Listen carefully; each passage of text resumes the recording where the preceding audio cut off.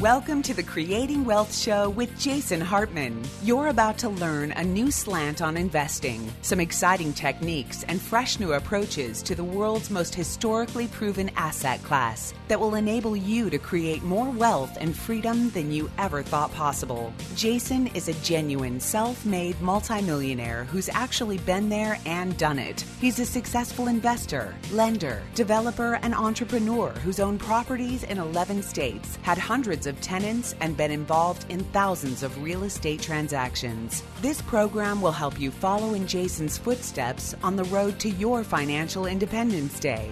You really can do it. And now, here's your host, Jason Hartman, with the complete solution for real estate investors. Welcome to episode 1690 as we speed toward episode 1700. It's coming up, folks. It's coming up. You know what we do on a 10th episode show. Every episode that ends in 0 is about a subject of general interest, and today we are going to talk with Lisa Cron, our guest, and she has a bunch of great books on a very important communication tool and historical tool, and that is the power of story. How and why stories are so effective as a communication method. So we will talk with Lisa about that in a moment, but we have a lot to talk about in terms of the economic story, don't we? In terms of the inflation story.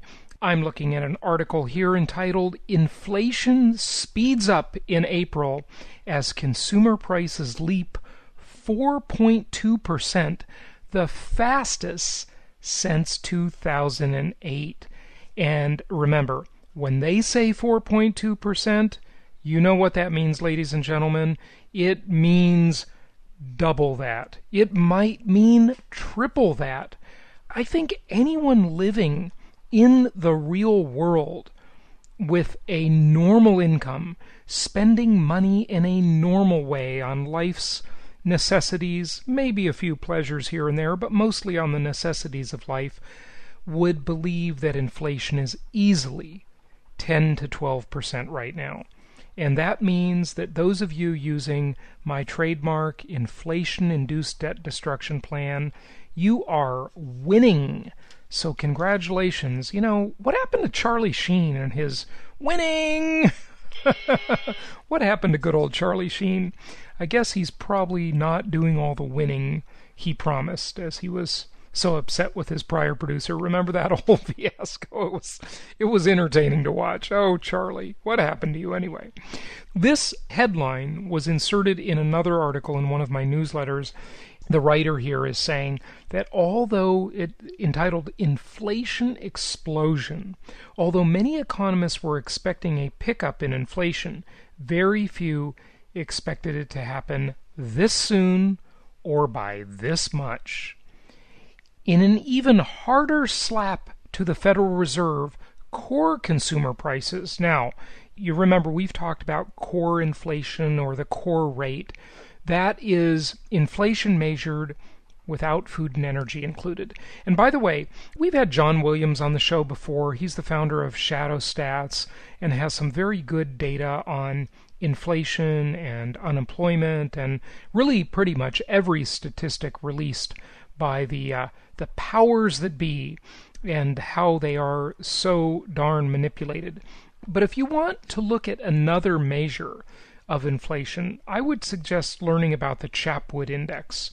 That is another measure where they look at big cities all around the country and they measure realistic inflation rates in all of these places, and of course they are much higher than the government and the Fed would have us believe.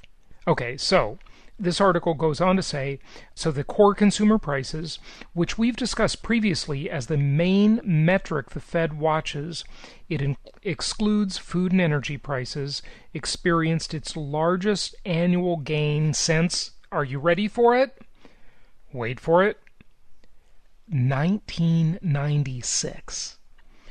We have listeners to this incredibly informative show that were not even born in 1996, okay? And that's how significant this is. Literally, more than a generation ago, we are now seeing the highest, fastest increase in core inflation since more than a generation ago. Quite literally, a generation. And think about that. The core rate is often used to make the numbers look better than they really are.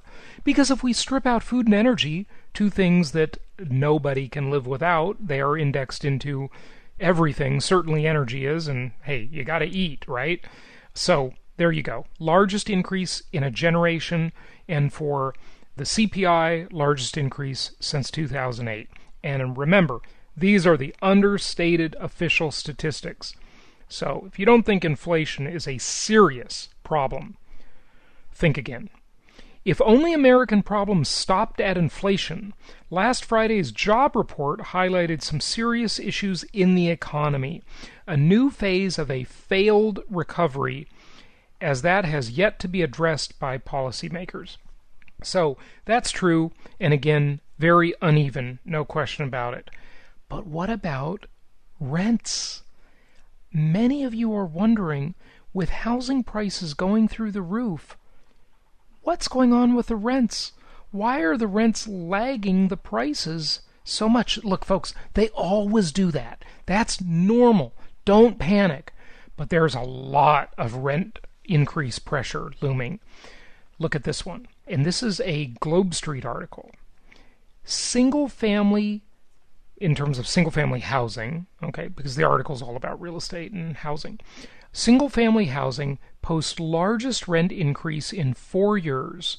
However, 3 metro areas, and by the way, this was as I had predicted, and these are the big cities that saw rental rates drop in the midst of this crazy market.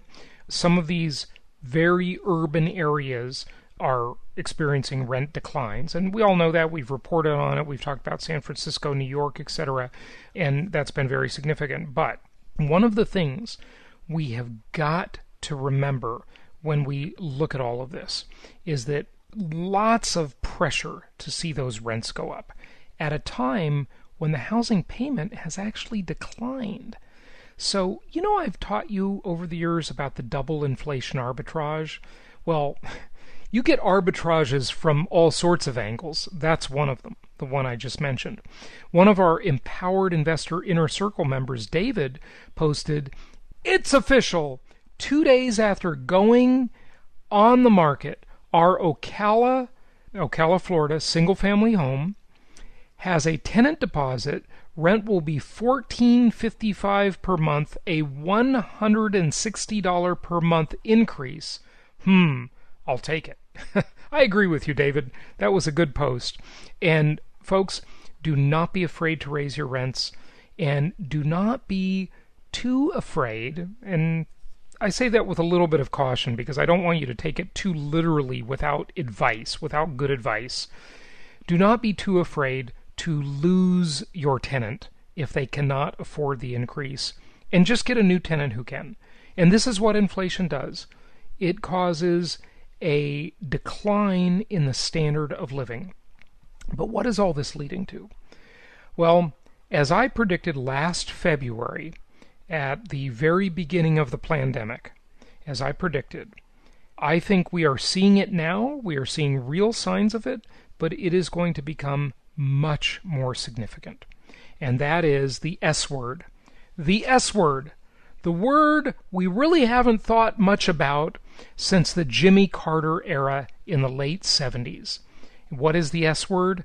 Well, it is stagflation. Stagflation. When we have high inflation, but anemic employment and anemic job growth. And that is, well, frankly, it's kind of miserable, folks.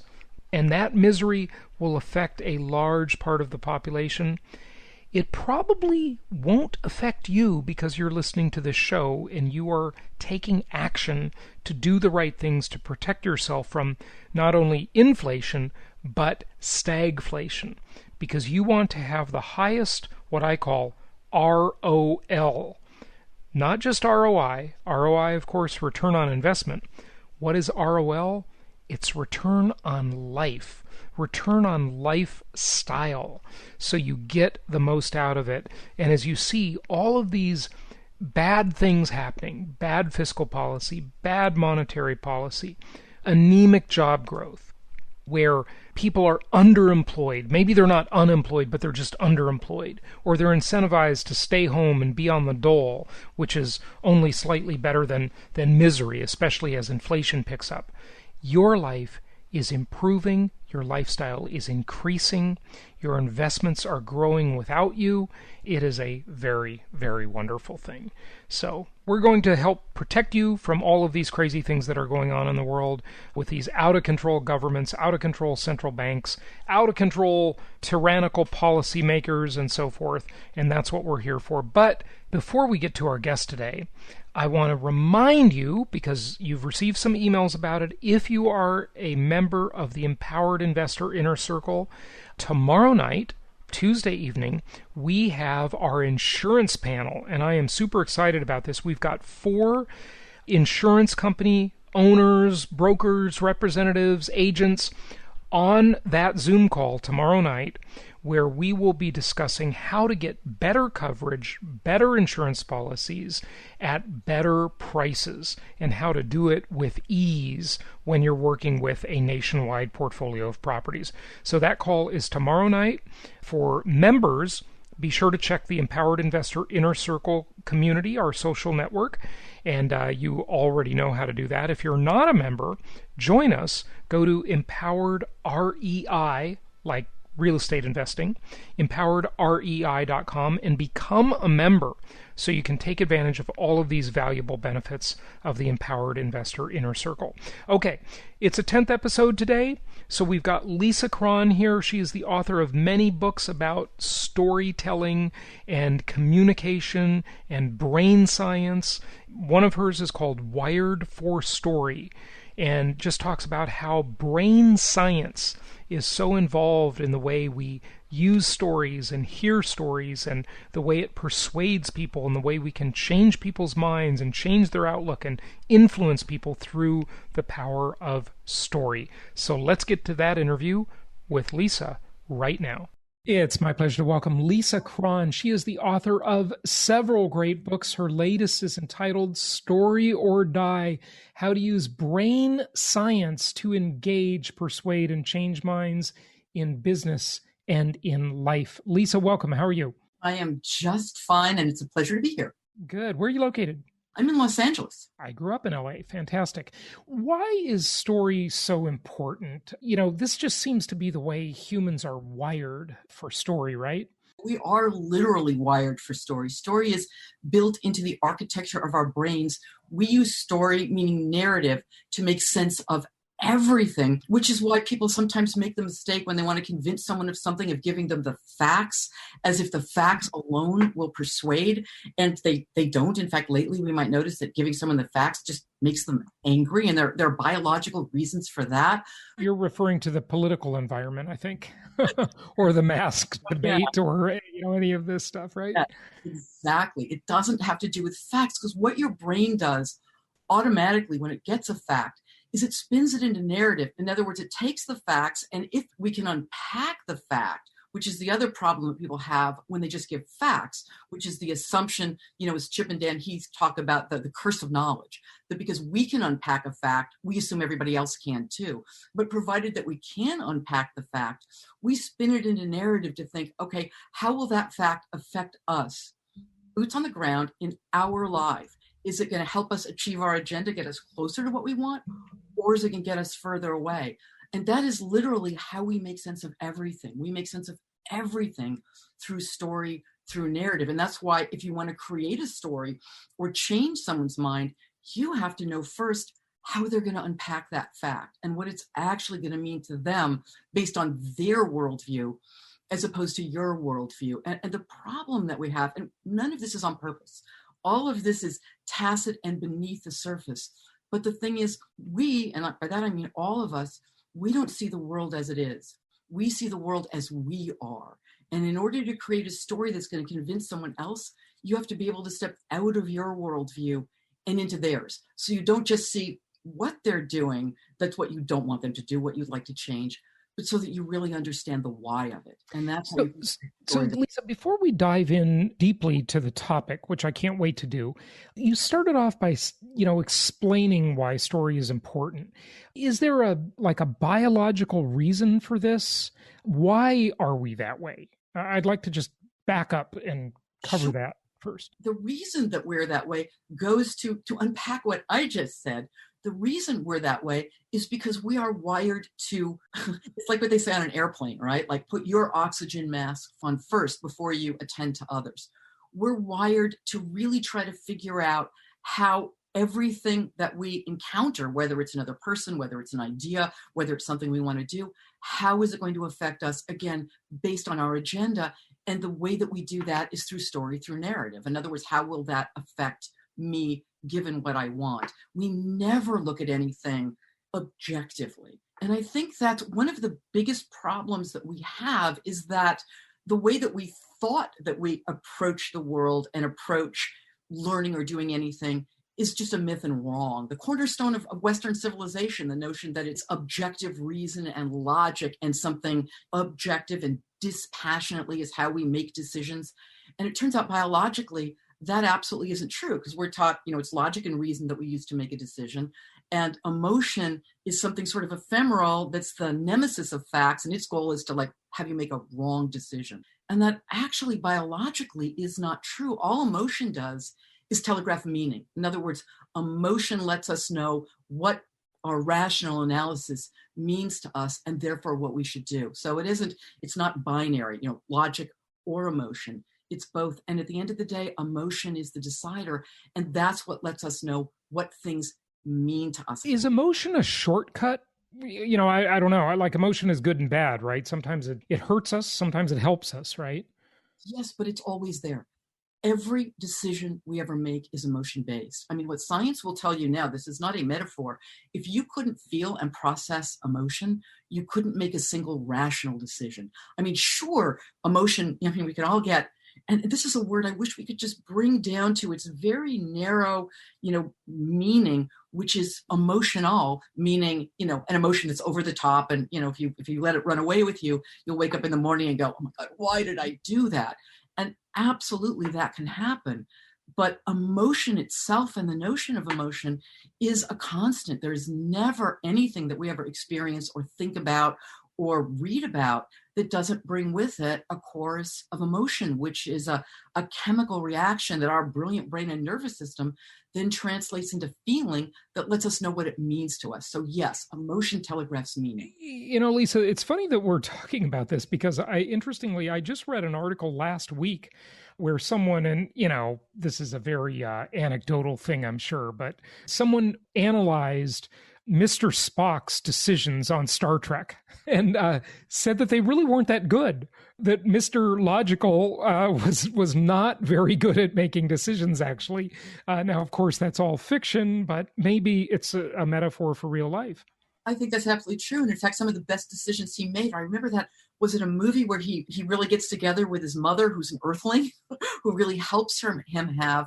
And this is the thing that I think we need to have in order to create a story that's going to speak to someone else's story, which is empathy. And empathy is something that I think we're really in short supply of at the moment. And I think it's also really, again, something that's deeply misunderstood, because I think we tend to think of empathy and sympathy as synonymous. And when we think of sympathy, we think of oh, poor baby, a bad or... Well, one is feeling for someone, the other's feeling with someone, right? Yeah. Right, but with someone, not just if something bad happens, but if something good, if something, just seeing how they see the world differently than we do, and really experiencing that why. Because really interestingly, when we believe something, it becomes part of our self-identity. And even more important, it becomes part of how we identify with our group, or these days, as we'd say, our tribe. And to threaten that, to bring something up that would make us have to really rethink and go against something that's in our self-identity and that cues us to our tribe is literally terrifying because of how we're wired. I mean, sadly, on one level, we're wired to live in a world we don't live in anymore. We're wired to live in a world where the way that we learn how to interact with people and what to believe when we're very young gets rooted in our brains as if it's permanent, as if that's the way everybody is. So it's very hard to uproot that. And also, when we had that, you'll hear often that, our brain had its last big growth spurt about 100,000 years ago, and they'll say that's when we got the ability to think rationally. And that's true. That did happen then. But what evolutionary biologists will tell us now, that the real reason we had that growth spurt was because it was at that point that nature realized, if we were going to do the thing that, for better or worse, we've since done, which is take over the world, we needed to learn how to do that thing that they've been telling us to do since like kindergarten, which is work well with others. And at that point, the need to belong to a group became as biologically hardwired as is our air for food, air and water. I mean, we're all people who need people, but at that time, we needed to really be one with the group that we lived in. And is Dunbar's number, I think, is 150. Like most groups were not bigger than that. And that wasn't like now, 150 self-selecting people. That was like 150 people. That's it. So if you did something that went against your group's belief system, you could get ostracized. And that basically means left to die. So the way that we're wired is when that happens and when someone says something, and I bet like all of you listening know that how, whatever side you're on politically, when you hear the other side start to make fun of you and you get so angry, right? I mean, you feel that blood boiling thing. That isn't because you're weak or emotional or that you decided to get angry. That is literally hardwired in your brain. That is a natural reaction because what your brain is done is it's thought, I am being attacked, because we respond the same way to a verbal attack biologically as we do to a physical attack. I mean, fun fact, when someone attacks what we believe and we get angry that way, blood rushes to our thighs in case we have to make a quick getaway, because your brain is going on the same metric as it would be if someone was coming at you, with like an actual literal bat. Yeah. Okay. So, you have a couple interesting topics in the book where you talk about your audience according to you and your audience according to them. I assume you're talking about a disconnect there, right? Yeah, exactly. I mean, the biggest problem is, as I said a second ago, we don't see the world as it is. We see the world as we are. So we very well assume that our audience wants the same things we want, believes the same thing we believe, that if we give them a fact, not only are they going to be able to unpack it, but they're going to read the same meaning into it and even, understand what we want them to do and just go do it. And most of the time they're sitting there thinking, I know that there's something really important they're trying to get across. I just have no idea what it is.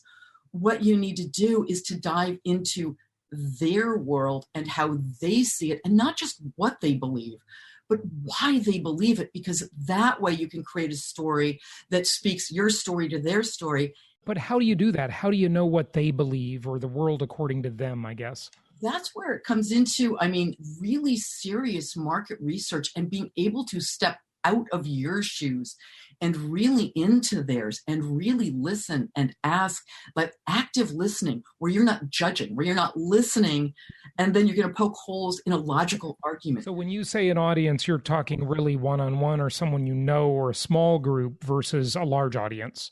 Well, it depends. I think it can also be a large audience, because what you want to do is figure out, okay, if you have a large audience and you want to be sure that you've picked a target audience, that your audience isn't everyone, because that's the same. An audience being everyone is the same as an audience of no one.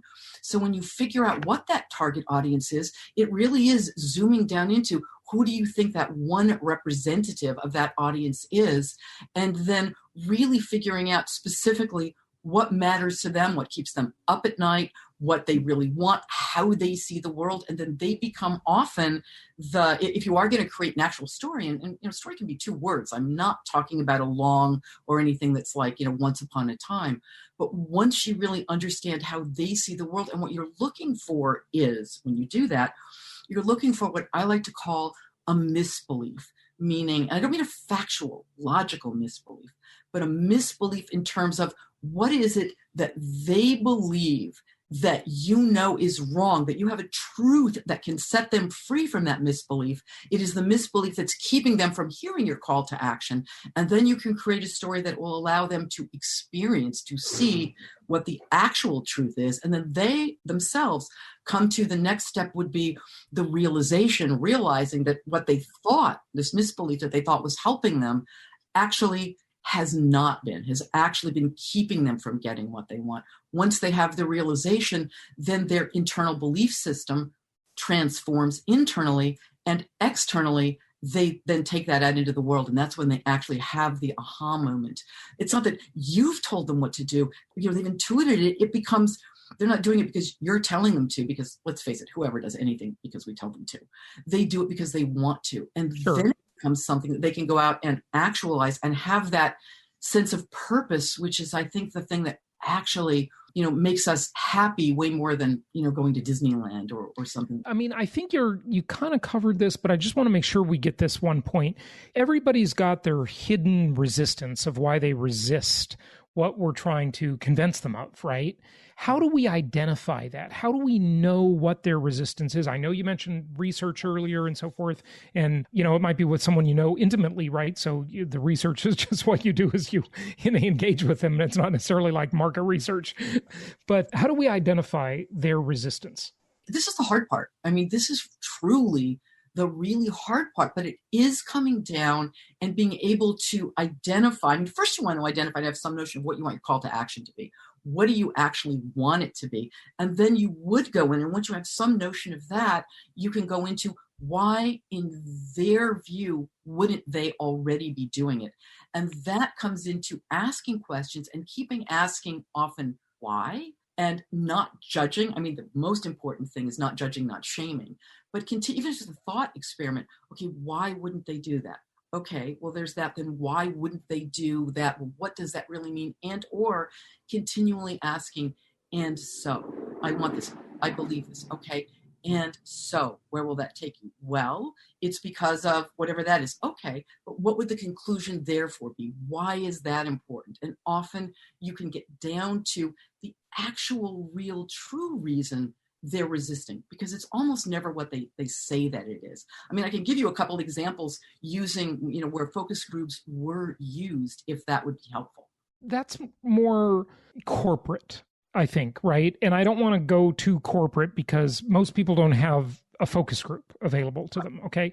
So let's, not do that. Let's use our time to talk about like how to craft this story. And you can certainly touch on hidden resistance in there, but there's been a lot written about this, of course, the hero's journey and Joseph Campbell and a zillion others, right? And back to the Greeks and the climax and the rhythm of the story and all of this stuff, right?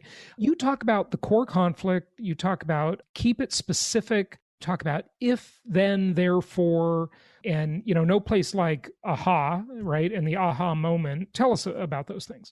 Here's really the key thing. If I could leave you guys with one thing, and I say this, in the business world, in the world of other people, and I also say it to writers, which is a story is not about that external thing that happens. It's not about an external change.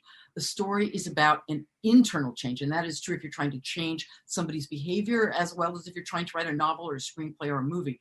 It is about that internal change. What a story is about how an unavoidable external problem forces somebody to change internally. In other words, an internal belief shifts in order for them to solve that problem. And so that is the first thing that you're looking for, which is that misbelief. So that once you've got that, then you can figure out, again, if you're figuring out an entire, story, again, it can be 2 words, it can be a tweet, it can be a text. But if you're thinking of something that's going to have that classic, even a little bit, even a 6-word story can have that classic turn. Like there's one that's something like, I'm not going to be able to remember it, but it was like, it's about playing golf with a boss, golf with boss, I lost, kept job, and that's got an entire story in it, right? We totally understand that person. There's a pencil pusher. They're going to play. What's going to happen is they're playing with a boss. They're going to lose. They don't really want to lose, but they're going to keep their job. That's what mattered to them the most. So what you're looking for is that, what is that misbelief that you want to counter? What is that internal belief shift that's going to happen in order to get them to do what you want them to do. And then you can find the external problem that will force them to come to grips with that, because they're going to at first try to solve the problem with what they already believe. And the problem's going to not let them do that. And it's going to force them to question the misbelief and then allow them to see the truth that you want to tell them, because you never want to tell them. As we all know, when you tell someone a truth that contradicts what they believe, they are only going to get angry, because that's how we're wired. What you want them to do is come to that conclusion themselves. And that's what the external thing that happens is going to force them to do, because they're going to be a problem that they've got to solve. They've got no choice but to solve the problem. And that's what leads to the aha. The aha moment isn't simply, here's how I can solve my external problem. The aha moment is, here's the belief that held me back. Now that I see things differently, now you've also got that external aha, which is the transformation.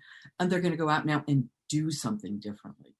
But it all comes back to how you feel. All story, like all life, is emotion-based. Because if you change how somebody feels about something, you're going to change how they see something, and that's going to change what they do. Okay, so that's great. You talked really about how we can't push them into it. We've got to lead them to it, right? And some will say you can lead a horse to water, but you can't make them drink, right?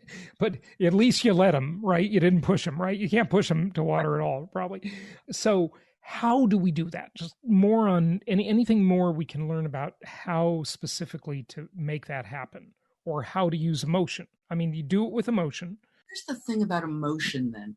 Emotion isn't conveyed, especially if you've written something, if it's a tagline or what. Emotion isn't conveyed through body language or through emotional tags, like they were crying, they were laughing, this was really funny, I was really sad. Emotion is really between the hard choice that a person has to make, what they're weighing. In other words, I really want to do X, and this has always gotten me to X, but in order to get there, I'm going to have to consider something else that I've really been taught doesn't work, but that's the only thing left that might work. And that's where we get the feeling and the emotion and the aha comes from. It's like, sort of think of story as an emotional cost-benefit analysis of taking a particular course of action. I mean, story also, another way of looking at it is it's the world's first virtual reality. When we're in a story, the same neural pathways open up as would if we were doing what the main character, or if you're telling a story, what you're doing. And that is how the change really comes, because we literally feel it, because we are experiencing it. We're not thinking about it, we're feeling it.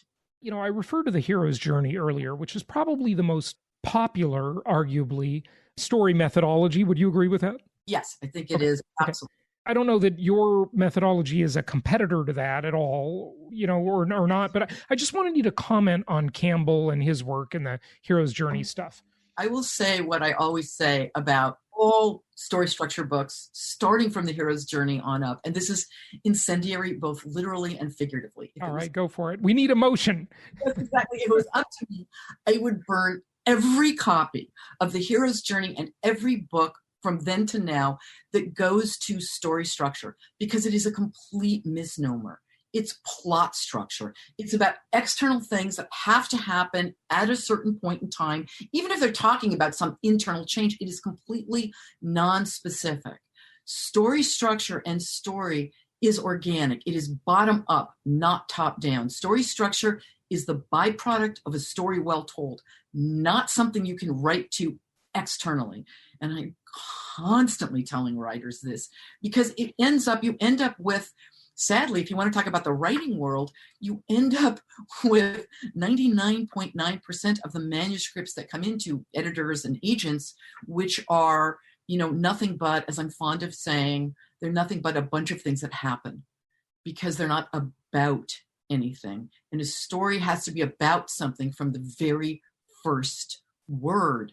All stories make a point beginning from the very first word, and then they go forward making that point, not overtly the way that like an op-ed would, but like a Trojan horse.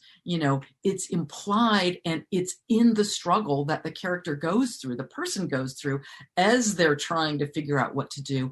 And that's what changes us. I mean, people talk about, they'll go mindless entertainment, TV, movies, mindless entertainment. There's no such thing as mindless entertainment.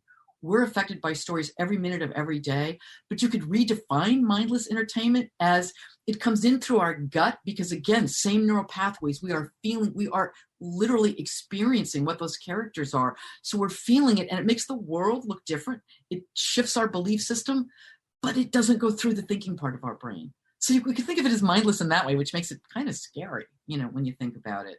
But yeah, I do not believe in the hero's journey at all. I think you end up with a bunch of external things that happen and not really the core thing that a story is always about, which is somebody changing their mind about something. I mean, that's what stories are. They're about how we change internally, not what happens externally. Very interesting. Okay, so wrap it up for us with any closing thoughts, anything I didn't ask you that you want to make sure you share with the audience, and also give out your website. Really, the key thing that I would say is it all revolves around the ability to empathize and the ability to really understand and flip the script on how we feel about emotion. Because we are very afraid of emotion. We've been taught to be afraid of emotion because emotion disrupts the thing we most want to feel, which is in control, right? And the goal of emotion is to disrupt that, to go, hey, you need to pay attention to this right now because it's important. And so we tend to sort of vilify it. And I think that is honestly the most important part, because if we don't flip the script on emotion, it's going to be really difficult to have the empathy that we need to have in order to really step into someone else's shoes to understand not just what they're doing, because we can get to that, but why it means something to them. And as Mr. Rogers says, it's really hard not to like someone once you know their story. And I think that that could really help us in these super polarized times to be able to at least be able to sit down and talk with each other again, as opposed to, constantly throwing names at each other, which doesn't get us anywhere. So, I mean, to me, that's the biggest thing. That is absolutely the biggest thing. And I can always be reached at my website, which is just, wiredforstory.com. I'm super easy to find.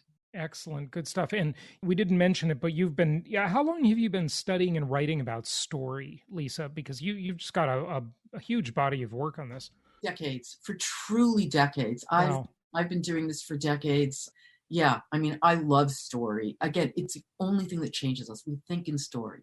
We think in narrative. And understanding that makes such a difference. Last thing I'll say is, it helps you understand yourself better too. It helps you understand why you do those things where you go, why did I do that? It really helps you not only understand yourself better, but I think feel better about yourself, because so many of the things that out there that we do, they're sort of like vilified, and we think of it pejoratively, like we're always worrying about what other people think about us. And we think, oh my gosh, that makes us so insecure. You're wired to do that. We're wired to always wonder what other people are thinking, because we're always, we're wired to think, are you safe or aren't you? Am I safe or am I not? So it really helps. The things that screw us up are not us doing something wrong consciously, but a lot of it just has to do with biology, and understanding that lets us be kinder to ourselves and also make the changes that that we need to make to be kinder to ourselves and to be kinder to other people as well. Yeah, good stuff. Lisa Cron, thank you so much for joining us. My utter pleasure. This was super fun. You asked great questions, Jason. Those were really good. Well, thank you. I'm trying to be empathetic and understand where you're coming from and discover your hidden resistance. Lisa Cron, thanks so much. My utter pleasure. Thank you so much for listening. Please be sure to subscribe so that you don't miss any episodes. Be sure to check out the show's specific website and our general website, hartmanmedia.com, for appropriate disclaimers and terms of service. Remember that guest opinions are their own, and if you require specific legal or tax advice or advice in any other specialized area, please consult an appropriate professional. And we also very much appreciate you reviewing the show. Please go to iTunes or Stitcher Radio or whatever platform you're using and write a review for the show. We would very much appreciate that. And be sure to make it official and subscribe so you do not miss any episodes. We look forward to seeing you on the next episode.